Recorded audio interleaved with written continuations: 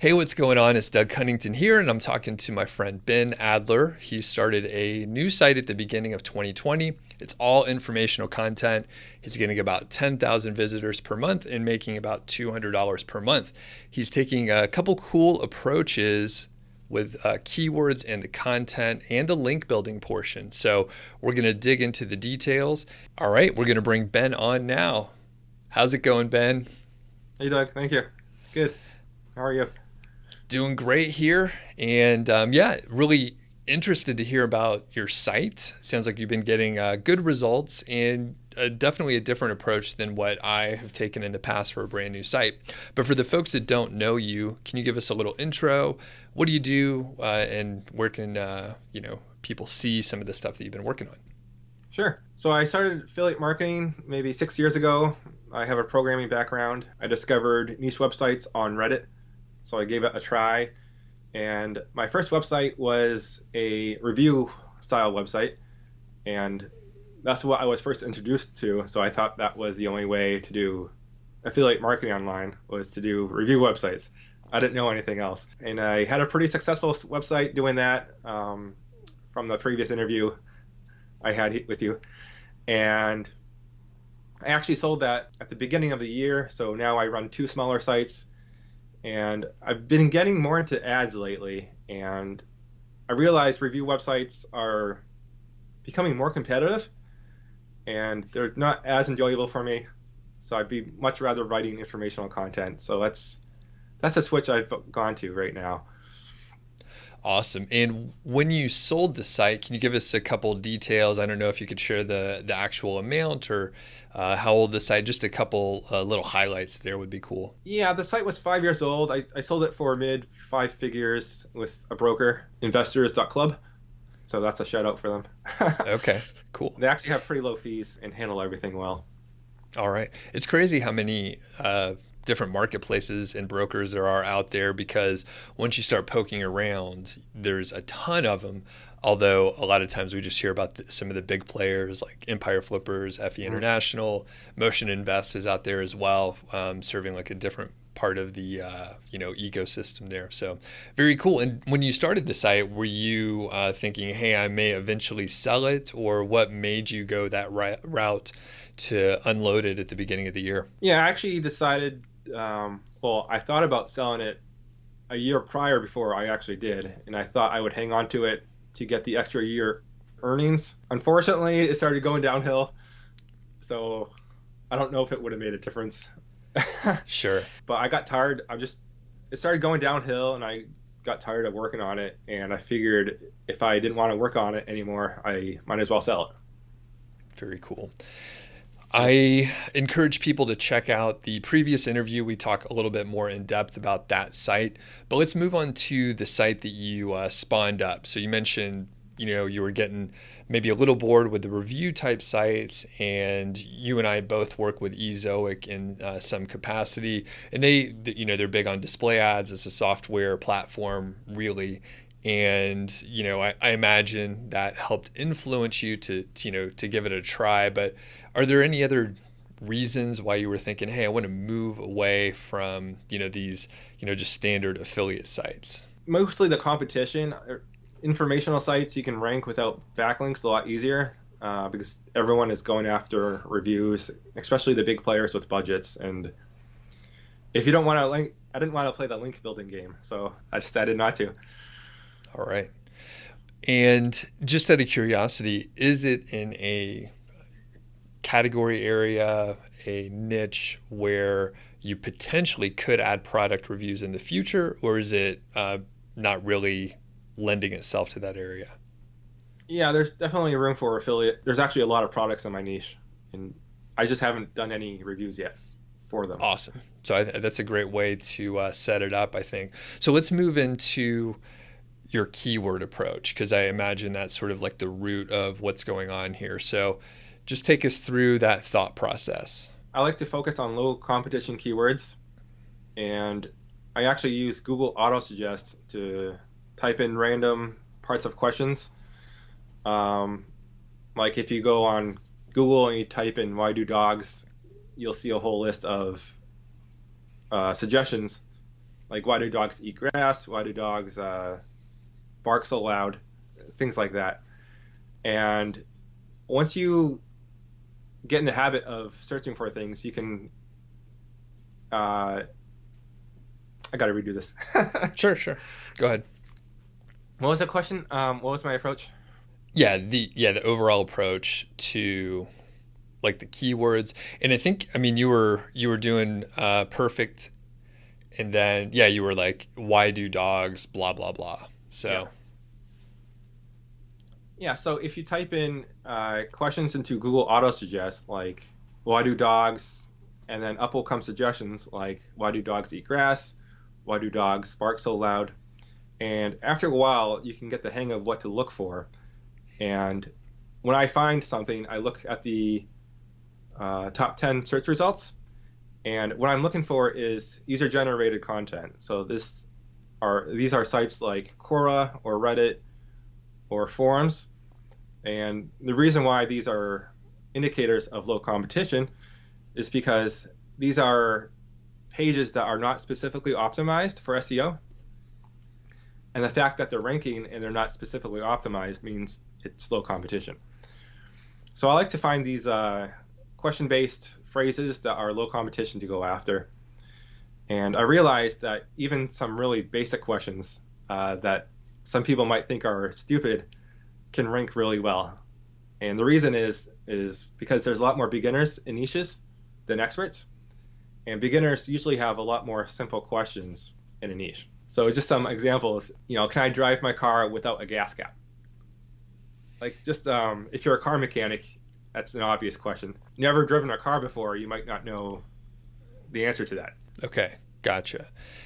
And that totally makes sense. I mean, with you and I both produce content in the internet marketing space, and there's basically the whole world doesn't know about internet marketing and affiliate marketing and SEO, but the people that are in the ecosystem, people that are in the profession, I mean, they're experts and they would not ask, like, hey, what's a keyword? But other people, that's probably a pretty common question out there. So, okay, and you're going after not like what's a keyword, because that would actually be potentially fairly competitive. You're going after like fairly obscure topics. So you're looking for user generated content in the SERPs. Any other things that you're looking for? Search intent, there might not be any user generated content in the SERPs, but if none of the search results are actually addressing the question, that's an indicator too of low competition. I try to figure out search volume as well. I use Keywords Everywhere Chrome extension for this, and it's sometimes hit or miss. Sometimes I've ranked for keywords, but they don't bring in much traffic. So you kind of have to use your brain sometimes too about what's a sensible question to go after. Okay. And with the user intent, that would be, where maybe a bigger site has a lot of authority. Let's just say like New York Times is ranking for some term, but they're clearly not even talking about whatever the search phrase is. Is that kind of what you're getting at?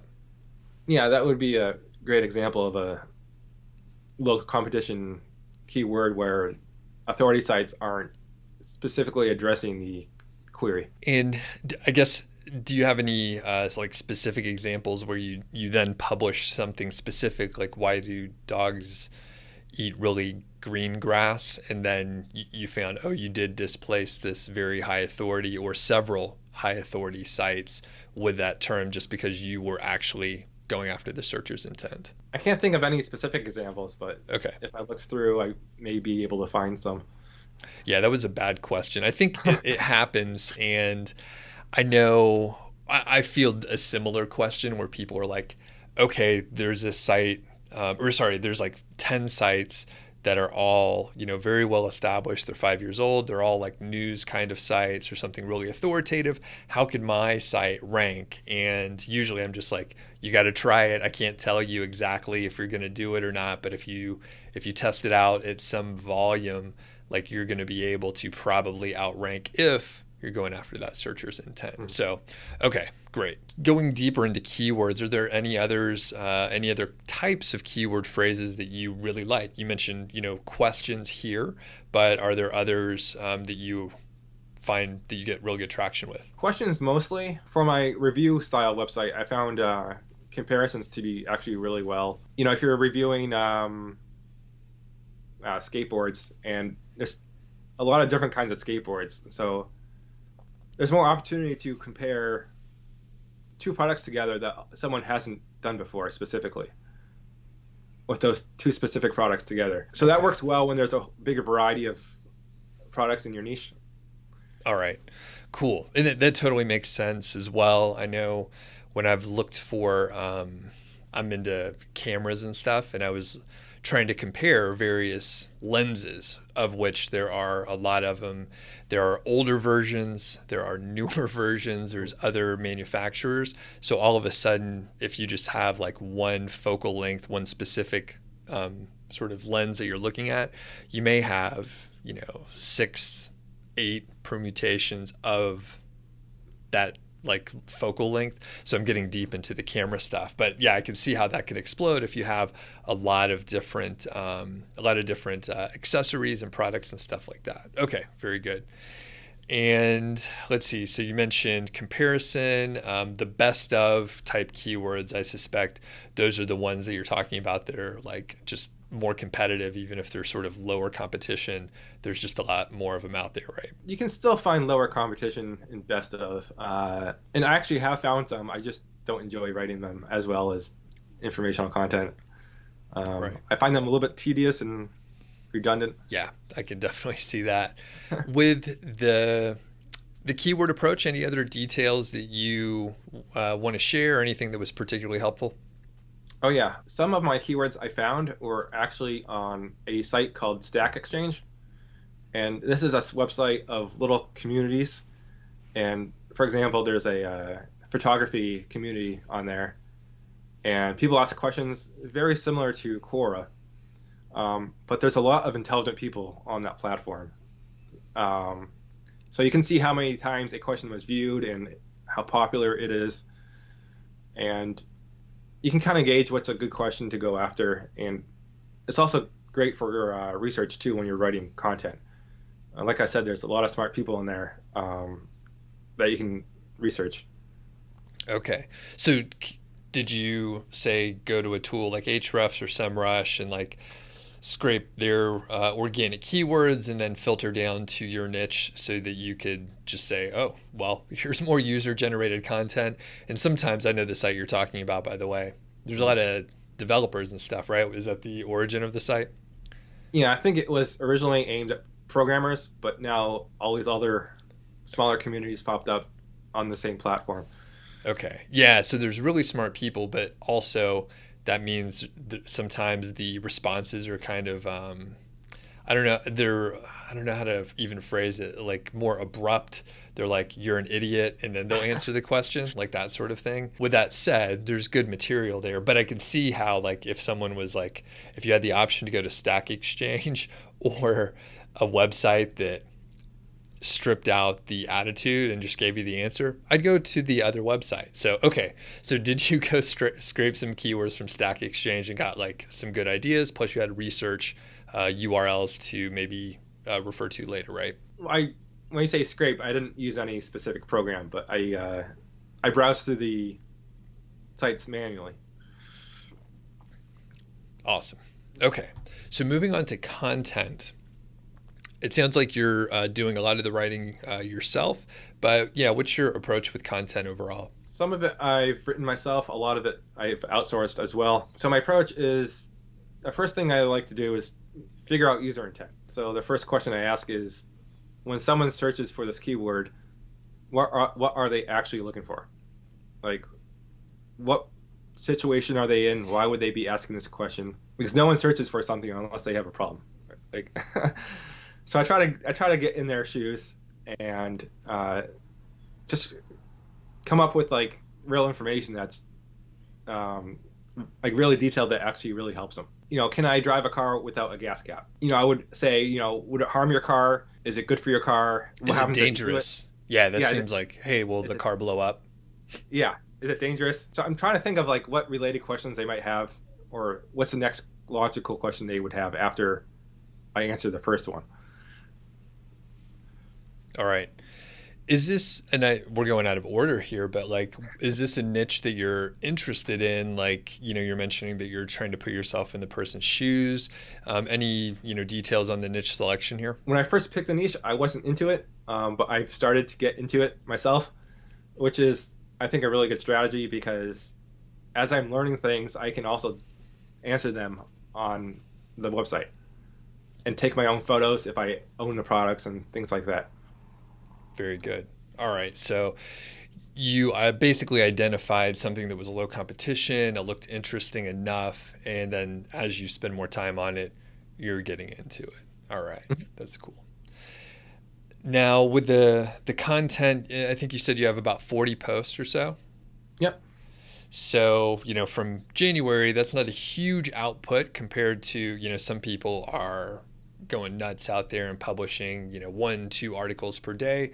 Sounds like you were writing some yourself, but yeah, do you have anyone helping you out? What's the situation on the content production? I've tried a few writers, and I primarily stick to one writer who has some experience in my niche, so that's helpful. Where'd you find this writer? On Facebook. Okay. So just Yeah. kind of randomly, or were you in a group, or how'd you find him? Yeah, it wasn't a Facebook group. There's a few groups out there where you can hire writers or copywriters, and I posted I was looking for someone, and this person messaged me. How do you set up the payments and stuff? So I charge per word, and after the article is done, I send them payment through PayPal. I know you have a Facebook group, so you're more into Facebook than me, where I have to like be reminded. Someone's like, "Hey, I sent you a message. You need to go in and check it in there." So, is there a reason why you didn't go with one of the platforms like Upwork, where I usually hire writers personally? So, yeah, why'd you go with the Facebook route and just the individual? I guess part of it was maybe communication. Like I can get samples from them and just evaluate their work and ask questions easier. Okay. I feel like Upwork is, well, I feel like hiring writers in general is hit or miss, but Oh yeah. uh, I just felt more comfortable with Facebook. Okay. Well, and I mean, the another obvious thing is like it's cheaper, right? Because Upwork is charging the writer and they're charging you to use the platform. So just it's probably I'm not even sure the fees, but if I had to guess, it's like 10 to 15% cheaper. There's less waste in there, just overall. So everyone's Yeah, like you two parties are a little bit happier, and you get more of the money, right? You get more of the production, they get more of the money. So yeah. that makes sense. Cool. How long have you been working with that writer? Well, since the beginning of the year, it's more sporadic. I mean, I could go a few months without adding any new content. Okay. Just, I get burned out and then I start working again in spurts. Okay. And That's then more my work style. all right. Does the writer draft in WordPress or just write the content and then you take it from there? Yeah, so I usually give them a detailed outline, and I literally lay out like the introduction and then the subheading with details to cover, and then the next subheading with more details. So I create the outline, which involves some like research initially. It might take me, a half hour to find what to include in the template, and then I send the writer the template, and then he gives it back to me in a Word document, and then I copy that into WordPress. Do you have any big tips on informational content and how you format it versus the sort of standard affiliate best of kind of articles? Let me think about that one. I mean, it may just be the same, Yeah. but like make sure you get some keywords in the subheadings, that sort of thing. Yeah, as far as keywords, keywords and subheadings are pretty standard. I feel like you don't need to convince the reader as much to buy something. So giving a lot of examples is helpful with informational posts, and if you can show something visually, that's really effective too. Do you have any specific graphics that you include, or do you hire that out? No, sometimes I take my own photos or I get them from Unsplash or Deposit Photos. Sometimes I'll make some in Canva. Yeah, I like Canva a lot. I'm probably in there a few times a week. For this site, like where do you see it going? Say 6 months, 12 months. Just curious if you're going to keep pumping out the content, slowly growing it, maybe moving to some affiliate articles as well. Yeah, right now I'm going to continue working on it. The more I work on it, the more I realize it's a good niche. It is seasonal though, so I expect it to take a dip in the next few months. But there's a lot of room for growth in this niche, and I want to try out. Ezoic just came out with a video platform. Apparently, the ad revenue from that is a lot higher than your regular display ads. So I actually bought a green screen, and I was going to do some just regular informational videos of me talking in front of the camera, and maybe do some branding with that as well. So videos will help time on page, and it will also help SEO when people go to search for something in Google. Okay, cool. And basically, it's a platform in which you could publish videos and then other people play video ads on top of your video, and that's how you earn the revenue. Is that how it works? Yeah, that's my understanding. I have not actually tested it out yet. Okay. Yeah, I haven't either. They've talked about it for a bit, and I was like, obviously I'm producing a lot of videos and I could just throw them on my site, but then to earn money I have to have ads on top of it. And I was like, I don't know. Yeah. I'm not doing it for ad revenue. So, okay. Very cool. Well, and earlier, we were kind of focusing on the keyword area, and you do have kind of a side project. I'll use side project, but I think you are spending a decent amount of time on it. So, yeah, why don't you tell us what you are also working on? Yeah, so I'm also working on a keyword research tool, and the goal here was when I was searching for things in Google Autosuggest, I was collecting all these little formulas to type in to find these little competition keywords. So what I've done is I've collected about 200 little phrases or formulas, and I'm plugging them into Google Autosuggest, and that returns hundreds of really focused question-based keywords. So this is just a really simple, effective tool to find questions to go after in your niche. Okay. And I asked you this off the record too, but I'll ask you here. But I sort of have like keyword research solved. There's a lot of different tools. So why would I want to use your tool here? Yeah, I mean, there's a lot of bigger and better tools out there with a lot of bells and whistles. But for a smaller publisher or someone who's creating a lot of content, who likes to go after more informational type keywords, this is what my tool does, and it does it really well. So some people might not want like all these other features that are intimidating for a new person to use. My tool just does it really well. It organizes all the keywords, so you don't have to shift through thousands of keywords to find what you want. Everything's organized into questions and how to and best of, so it's a lot easier to find what you're going after.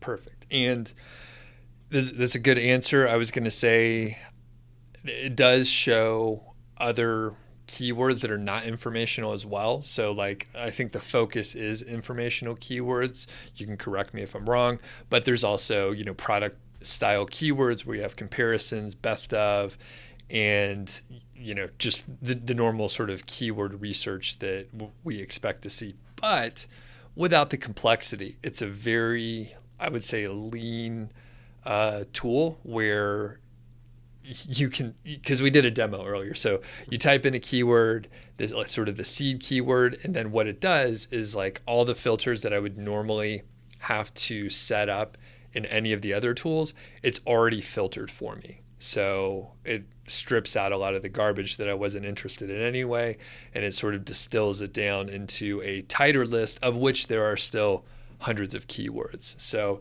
what sort of state of doneness would you say the tool's in, Ben? It's functional right now, but I don't have any payment plan in place for it.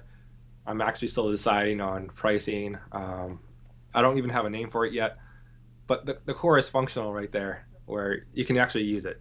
Yep. Um, but it's not ready for the general public right now. Okay.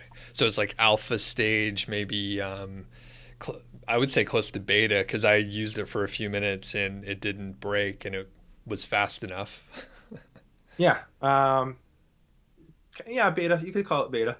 Okay. Cool. Yeah. That looks pretty awesome. And I think this is a great example of, you had your skills from your day job, you were dabbling on the side, you've slowly migrated to do your own thing here. And which do you want to share a little bit about that? I mean, last time we talked, you were working part time, and it looks like you're doing a little bit more with this unnamed tool. It is actually unnamed right now. Yeah, so I've a programming background, which helped a lot building this tool. Otherwise, I would have had to work with a developer, which can be frustrating if you've never done it before, I imagine.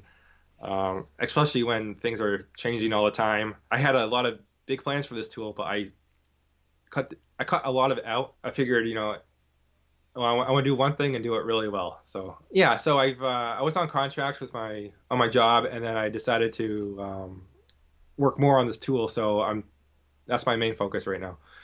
Awesome. Any specific challenges that you ran into, maybe that you weren't expecting with developing the tool? Working with some of the APIs, I've never actually done a full stack myself from like nothing to a launch on production where I have to post my own software. So it was a learning curve. Yeah, I mean, I would have no idea how to do it. Like, when did you start working on it? I don't even know. 6 months ago. Okay. All right. Yeah. Very cool. And yeah, anything else you want to mention about the tool? I know it's a work in progress. You don't have a launch date, so we'll check in with you when it's getting closer to going live. But yeah, any other details with this tool? Keep an eye out. It's going to get better and better. So it's these little things that people don't think of, like the nuances of languages, are all taken into account. So stay tuned. Very cool. Yeah, we'll have you back on whenever it's going live. So, all right, Ben, thanks a lot. And I'm curious to see, where the site's going, and of course, more about your tool in the future.